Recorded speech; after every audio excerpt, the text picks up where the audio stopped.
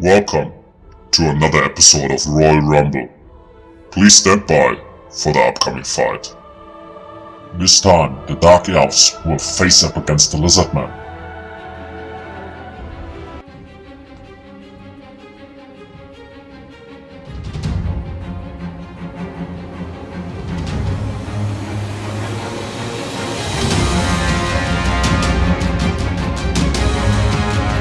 So welcome to another episode of Royal Rumble and thank you for tuning in. In this episode I'm playing the Dark Elves and I'm facing up against the Lizardmen. So a classic matchup from the second game, and yeah, let's directly go to my army composition. And I will say some words regarding this matchup.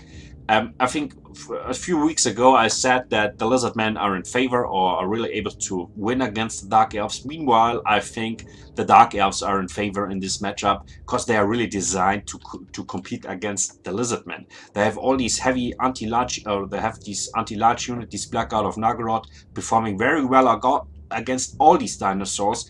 We have these Dark Shots over here performing very well, causing armor-piercing missile damage, very good for killing these dinosaurs. We have also dread spears and all that stuff, and this is really good, especially to compete against the Lizardmen. So I think meanwhile the Dark Elves are in favor in this matchup. So let's go to my army composition. So I have a front line of Blackout of Naggaroth. So I have in the middle a heavy core of two groups of Blackout of Naggaroth, and on the sides I have one unit of Dread Spears on the right and on the left side. Then directly behind my front line I have an additional group of Blackout of Naggaroth, so this part in the middle is quite heavy. Then I have on each side in my second row a group of Haganeth Executioners to compete against all the Lizardmen infantry. So they will perform quite well against Saurus Warriors with shields, but also against the Temple Guards. So quite a good pick against all infantry of the Lizardmen. In the last row I have three groups of Dark Shards, and these guys are really important against the Lizardmen because they cause armor-piercing missile damage, and this is very good for sniping out enemy dinosaurs. And they causing so much damage, you can kill a dinosaur quite fast. And on each side, on each flank, then I have a group of Dread Spears, additional group of Dread Spears to save my Dark Shards from flankings, or yeah, just to protect them. Then I have not a Malekith, I have a Dreadlord with sword and crossbow on a black dragon. This is quite a cheap option, and also this Dreadlord is quite yeah, he's quite strong in my opinion. He's quite cheap, quite cost efficient, let me say it like this. Of course, all these spells from Malekith, I missed that over here. Of course they are really good, but you have also some good abilities. You have these volley of dark arrows causing a lot of armor piercing damage. And also you have this dragon, of course, still have this dragon, and as I said, he's quite cheap.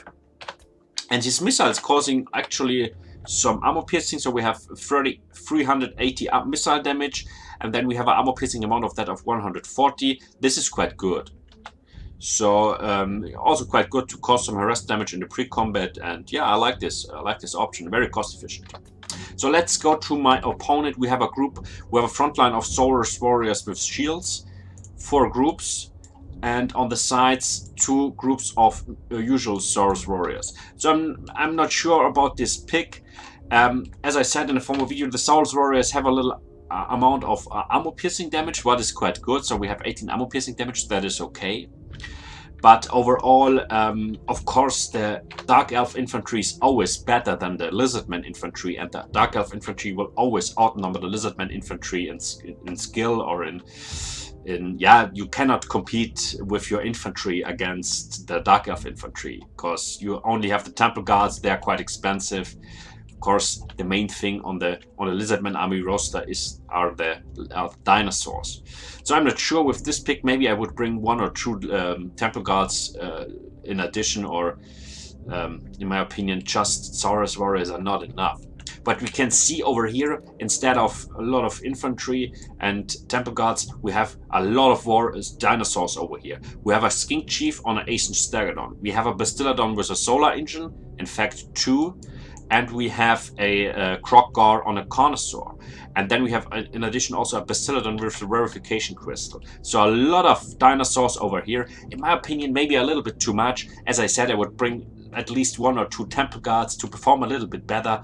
Of course, you cannot outnumber the Dark Elf player or compete with your only with your infantry very well against the Dark Elf player.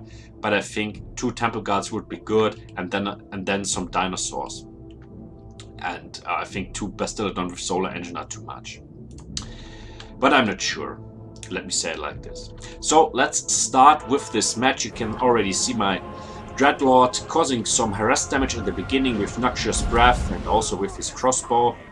And also the Bastiladon with the Solar Engine start to shoot. But you can now see my Dark Shards start to shoot on these Bastiladon. And you can see how much damage the Bastiladon took from these guys. It's incredible. You can focus fire, a lot of focus fire over here, and you can see how much damage this Bastiladon is nearly dead in a few seconds.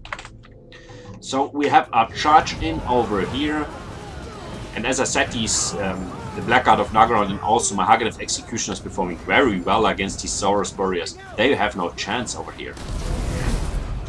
But over the Bastiladon with this Solar Engine is still online.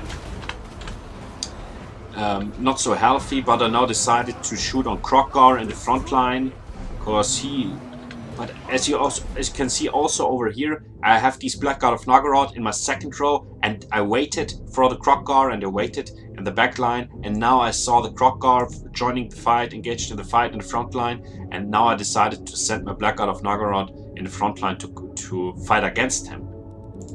And also my Dark Shards constantly now start to shoot on Kroggar. So with my Black Dragon, I'm a little bit careful over here and at least made some trouble on this side, but not directly flew in the frontline fight, because Kroggar is really dangerous, or you have to be careful. But now Kroggar is quite heavily damaged, also from my Dark Shards, and he's decided to attack my Dark Shards, of course. And then I had to do something about that and attack Kroggar here with my Dreadlord. Murder's Prowess kicked in. You can see Kroggar is heavily damaged, but also my Dreadlord. You can see, this is what I mean. You have to be very careful against a Kroggar, because Kroggar can kill a Dreadlord on a Black Dragon or a Malekith on a Black Dragon quite easy. But now he's very heavily damaged, focus fire from all sides, and you can see now he routes off, he's shaken, and will rout off in a second.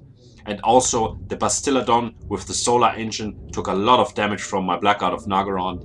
And as I said, these Black Guard of Nagaroth are so strong, especially against all these dinosaurs. They are really able to kill such a big dinosaur quite fast.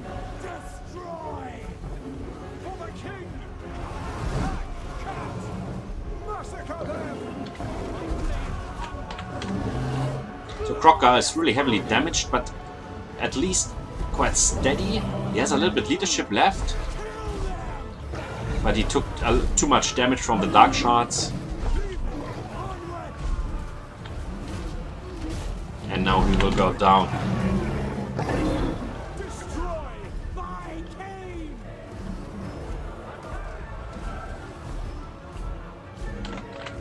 So he has a little bit health points left. I think I finally finished him off.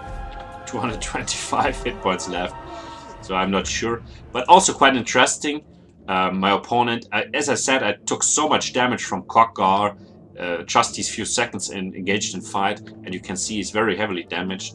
And I flew in the front line, took also a lot of damage from that, and you have to be very careful with this dragon.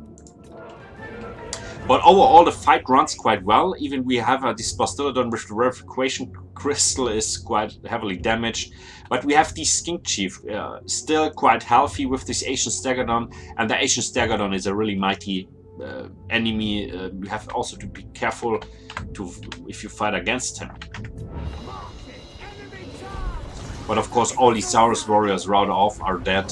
No chance over here. So I'm not finished. I'm not finished Crocker off, but he will route off now, and he will not come back. But that's it.